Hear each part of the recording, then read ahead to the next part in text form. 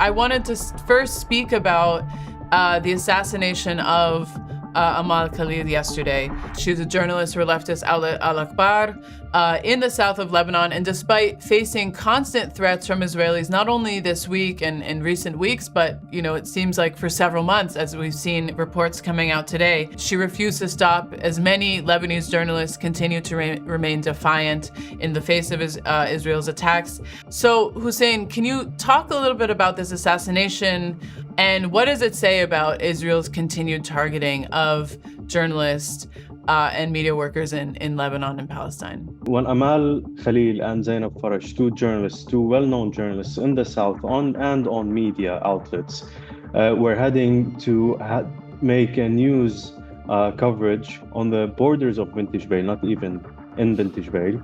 During the ride there, the Israelis first bombed the car in front of them, which had the Mukhtar and another person, and they were directly martyred.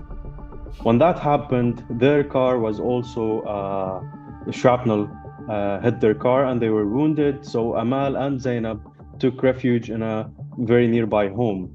Meanwhile, the Israelis, the Lebanese army and the medical teams from the Red Crescent and others tried to communicate through what is known as the mechanism committee that oversees the ceasefire and the so-called ceasefire in Lebanon, to try and open way for the Lebanese army and medics to reach the site of the martyrs and Zainab and Amal.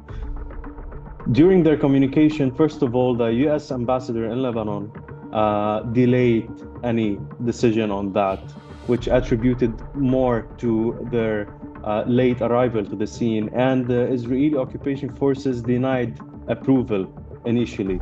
When the Lebanese army tried to go without any kind of approval, because both are journalists and there's martyrs on the ground, and after all, this is their land and these are their citizens, the road ahead was bombed by Israelis, and the Lebanese forces were forced to go back.